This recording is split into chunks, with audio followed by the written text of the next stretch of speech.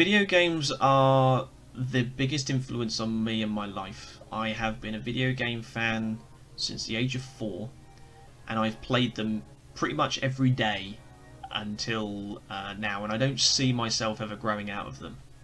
I think it's a fantastic media that has an incredible amount of freedom, and it's this amazing combination of music and world building and gameplay and character development and story development all in one. You have to have everything working in unison to be able to create a video game that's good. One thing I think video game stories do very well is this level by level system, where some of the best video games ever have created these levels and these challenges, stages that you play through. It's where you start at a very easy level and you build right up and you get to the last boss and there's this huge climax.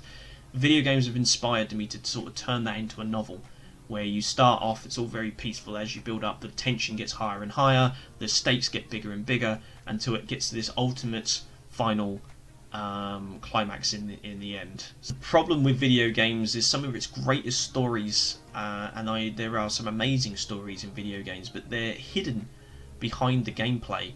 And if you don't play games, if you struggle to get to grips with mastering those controls, some of those stories, those narratives are locked away to you, because you won't get to stage 2, stage 3 and progress with the story because you can't get past that boss, you can't get past that level. So I've managed to put it in a novel that anyone can read. There is no skill gap. You'll always be able to get through the story and enjoy it.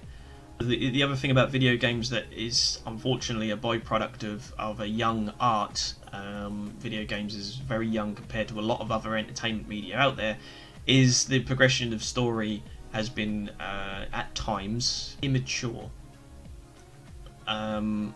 Things happen just because they need to move the game on, and it's a video game, who cares?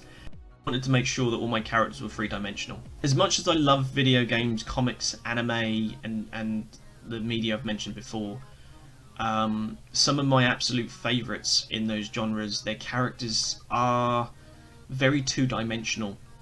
Not all of them, especially in things like comic books. Those characters can be a lot more three-dimensional, I find, but in video games and some of my favourite animes, they are guilty of having a character that comes and does one thing and then kind of sticks around for the rest of the journey, and then just known for that one thing.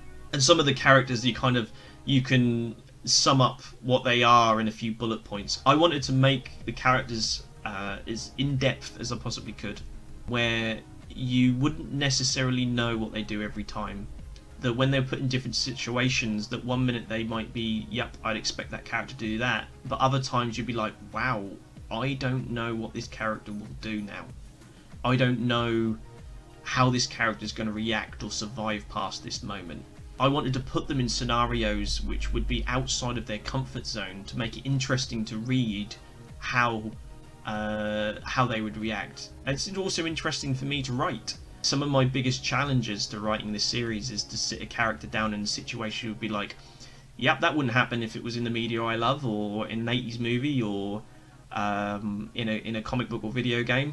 Let's do it. Let's see what happens and see how this plays out. They are as in depth as I possibly could give them. They're as real to life as superheroes and warriors could possibly be in this kind of fantasy setting.